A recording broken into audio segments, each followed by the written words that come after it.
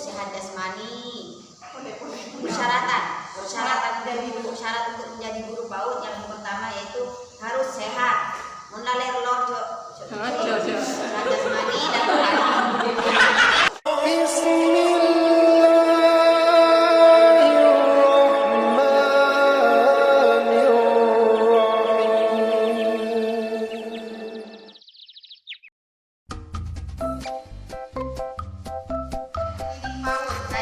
Yang akan dijelaskan oleh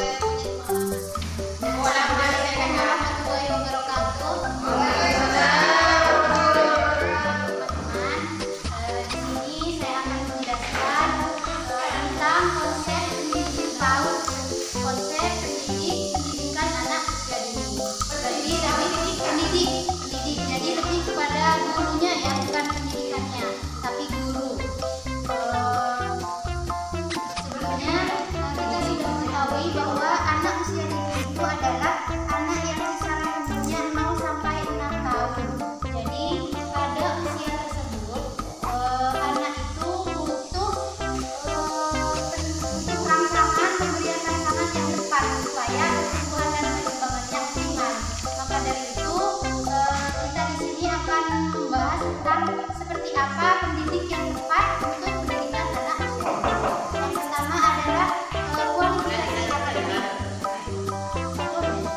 harus memiliki keahlian dalam bidang pendidikan anak usia dini yang diperoleh dari program studi yang terakreditasi.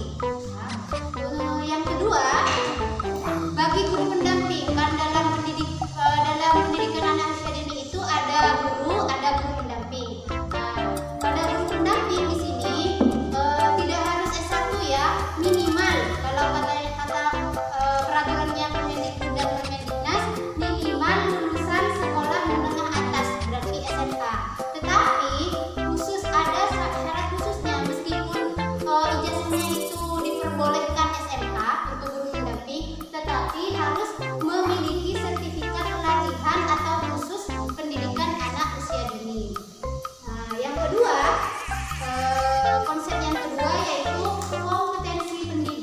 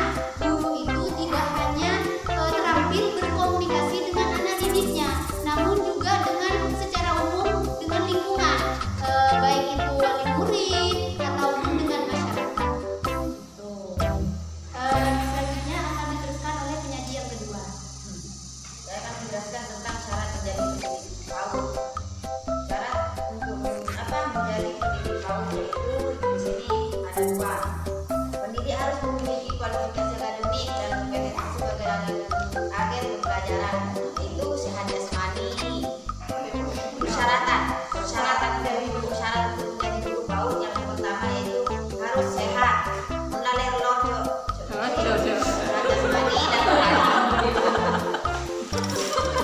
ya, untuk mewujudkan tujuan pendidikan nasional, andi keinginan untuk bagaimana sekolahnya ke depannya itu. Nah, coba membangunkan ya. Nomor 2 yaitu harus mempunyai ijazah. Ya seperti yang tadi harus mempunyai ijazah. Iya Unipera SD ya, bukan cuma ijazah SD tapi S1. Biasanya kalau sekarang kalau ijazah SMA biasanya sudah ditendang. Kalau jadi guru kelas gitu. Prinsip profesional bagi guru. Guru yang profesional itu di sini dijelaskan ada 5 yaitu memiliki bakat dan minat. Yang kedua, ada apa baca? Memiliki bakat dan minat. Yang kedua, memiliki komitmen.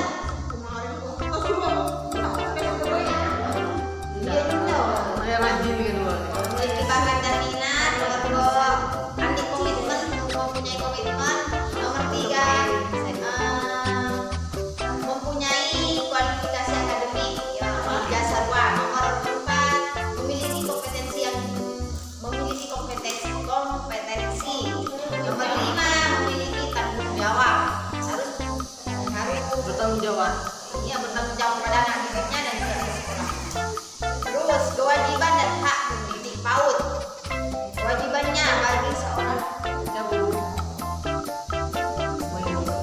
kewajiban dan hak pendidik PAUD itu ada 2 di sini. Yang pertama, haknya dan kewajibannya.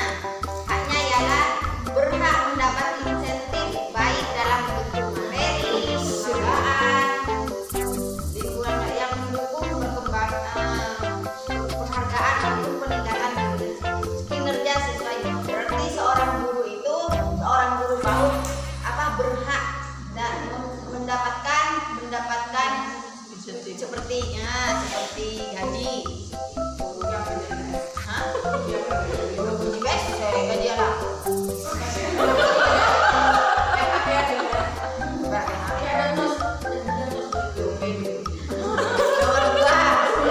Nomor 2, kewajiban bagi pendidik PAUD yaitu pendidik berkewajiban untuk kewajiban dan hak pendidik. Kewajiban dan hak pendidik itu ada 2. Yang kedua, kewajiban bagi pendidik yaitu membimbing anak, menyiapkan lingkungan belajar yang mendukung perkembangannya. Bukan kewajibannya, hak pendidik, kan? Mungkin hanya ini.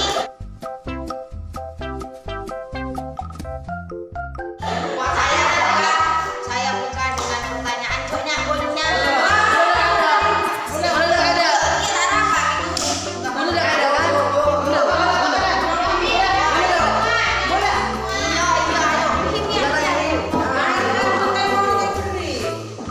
Pertanyaan saya yang pertama.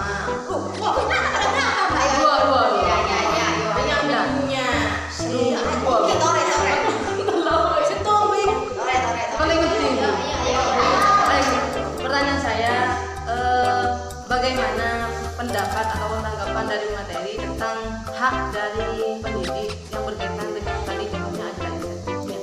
Sementara saya tidak tahu ya apa keseluruhan apa hanya sebagian, saya tidak tahu.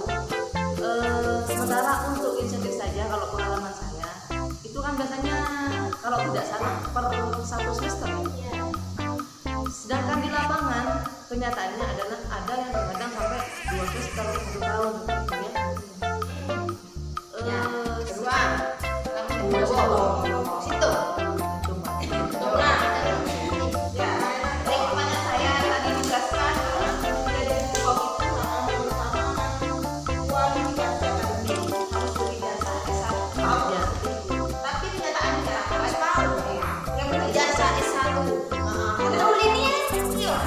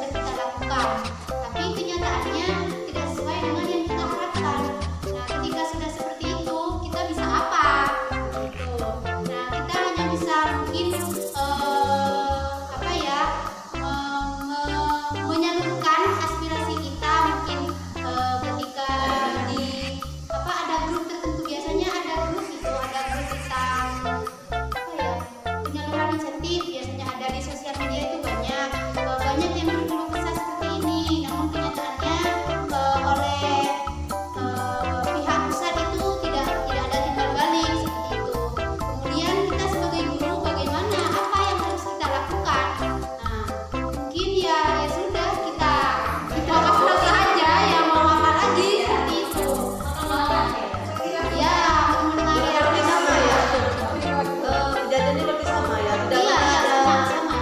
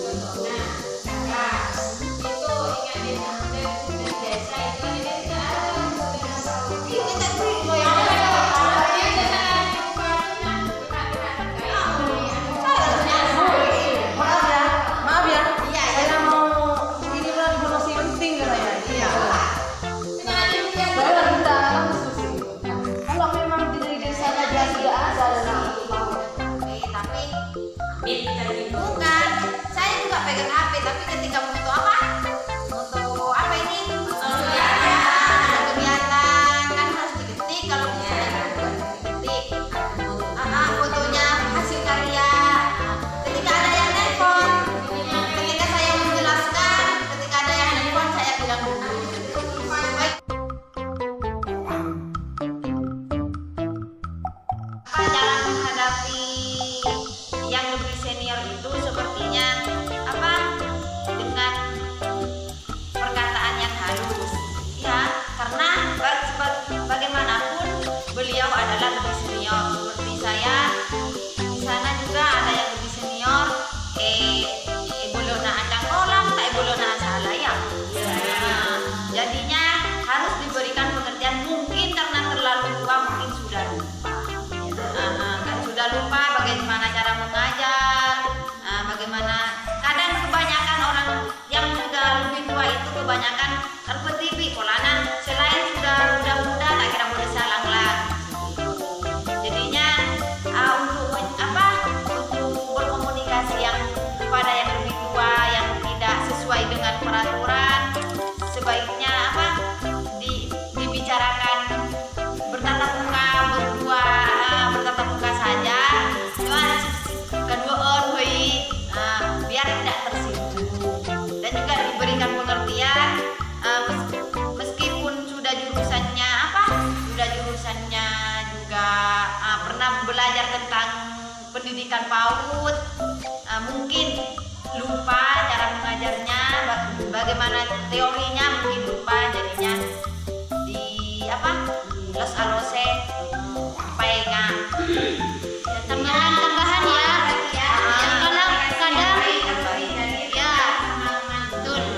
Kadang kalau senior itu terkadang ya mereka hanya tahu lapangan, tidak tahu teorinya. Itu kan ya. Mungkin kita bisa mengundang kakak